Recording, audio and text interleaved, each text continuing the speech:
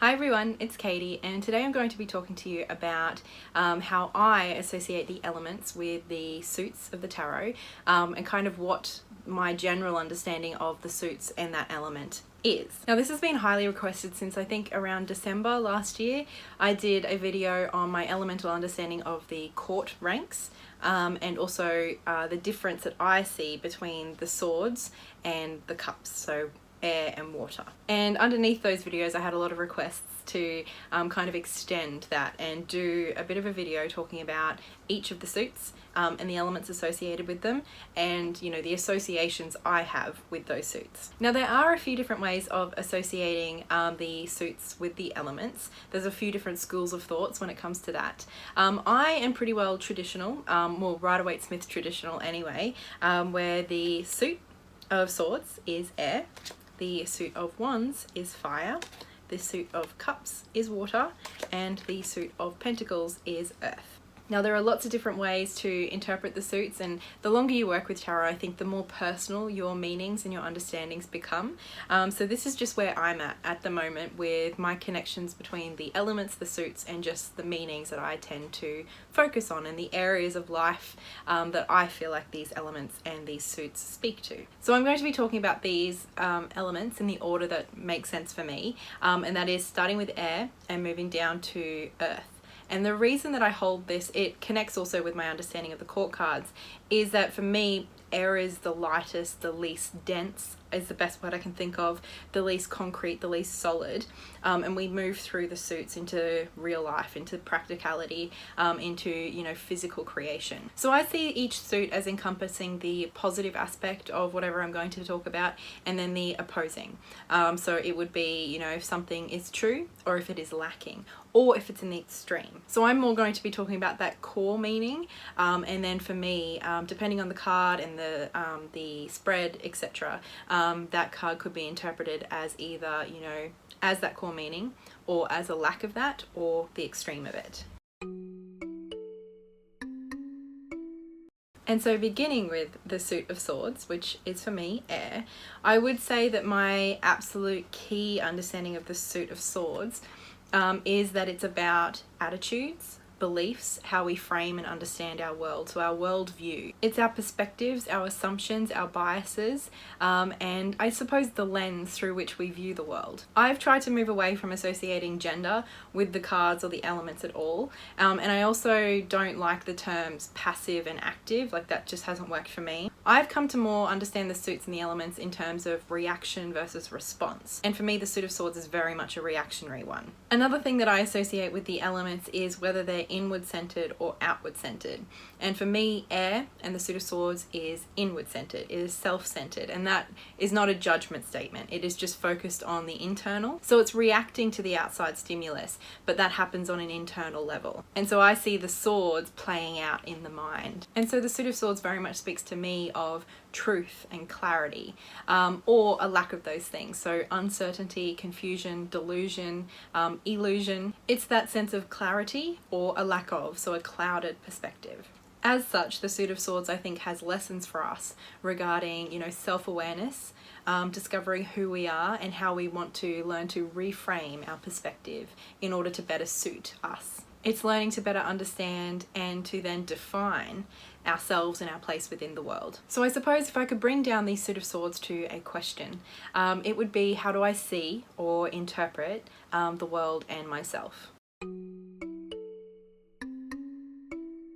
Next we have the suit of wands, which is fire, the element of fire for me, and I think more than any other word, passion best sums up this suit. For me this suit is the fire in the belly, the motivation, the drive, the creativity, that spark that gets us going and motivates us to do something in the world. As such, this suit is an outward focused one for me, and it's also a reactionary one. It's reactionary in the sense that it just does. It just does, and of course outward in the sense that it makes things happen in the outside world. This can be, you know, that focus of creativity that allows us to make changes in our world, or it can be that kind of brash, destructive energy that kind of just happens without us really having a whole lot of control over it. Ultimately, I think this suit comes down to either creation or destruction. And the question that it boils down to for me is, what do I do in my world? And how does interacting with the world shape or change it? Next is the Suit of Cups, which is associated with the element of water for me. And I spoke quite a bit about this suit in my previous video of the swords versus the cups. And ultimately what I said in that video, that the Suit of Cups is about connection. That is the essential key word for me. I know for a lot of people it is emotions, and certainly emotions, you know, connection is a very emotion heavy experience. But I think, you know, for me, it begins with the connection, and then the emotions happen because of that connection. So ultimately, at its core, the Suit of Cups for me is about connection. And that connection can be to anything. That can be to ourselves, to others, or to the divine. And then also it comes down to what meaning and value we place on those connections, how we understand them, and then the emotions that we develop because of them. As such, this suit for me is a responsive one and a self-centered one. Responsive because it is how we respond to things. It's often a slower moving process that happens internally, and therefore it's a self-centered one. The connection and how we interpret it and the meaning that it gives us, those emotions that happen because of that connection. Some things that can arise because of these connections can be things like our intuition. That might be, depending on your belief system, a connection to yourself or to something higher. Connection can also foster emotions or experiences such as love and care and tenderness. But in contrast, it also speaks to the lack of that, which would be things like disconnection and loneliness, or a lack of purpose or a lack of meaning. In the extreme, it could also speak to bondage. And so the question that this boils down to for me would be, what connections exist in my life and what do those connections mean to me? And last but not least, we have the Pentacles, which would be Earth for me. And I think the key word that it really comes down to for me would be resources. And for me, that includes anything at our disposal. So that can be literal resources, money or tools, but it can also be things like time and our energy, and also the knowledge that we have that we can use. And so in this sense, the Suit of Pentacles for me is responsive and outward focused. So that it's a process of kind of assessing what we have available to us and then using that in the outside world. Other keywords that come to mind would be things like strategic, methodical, and practical. I think this Suit of Pentacles can also be tied to community and the obligations and responsibilities associated with community. I also see this often as building long-term projects or commitment, whether that be to another person or to yourself, in practicing, and practice makes perfect, and building things slowly, starting with that foundation and, you know, strategically building upon that over time. As such, I think a lot of this also comes down to tradition and passing on knowledge, especially the Ten of Pentacles. I see that very much as that kind of transference of resources, and that can be literal money or it can be, you know, knowledge and tradition. So in many ways, this boils down to, what do I have, what can I offer, and what is my legacy? Some other ways that I interpret these suits, you know, kind of the ways that I distinguish them, would very much be, as I said, in terms of like starting with the lightest thing and moving to the heaviest. So the least tangible to the most tangible. It's also speed. For me, air is absolutely the quickest thing in terms of ourselves. It's like that almost instantaneous thing.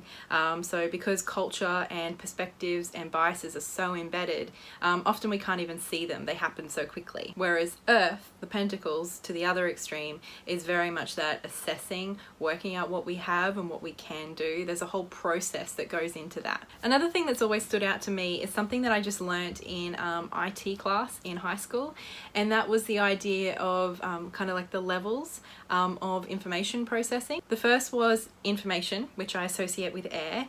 The second was knowledge, how we can use that information to do something. Then the next was understanding, And so that makes sense for the cups for me. It's understanding our connections and building understanding for ourselves and meaning.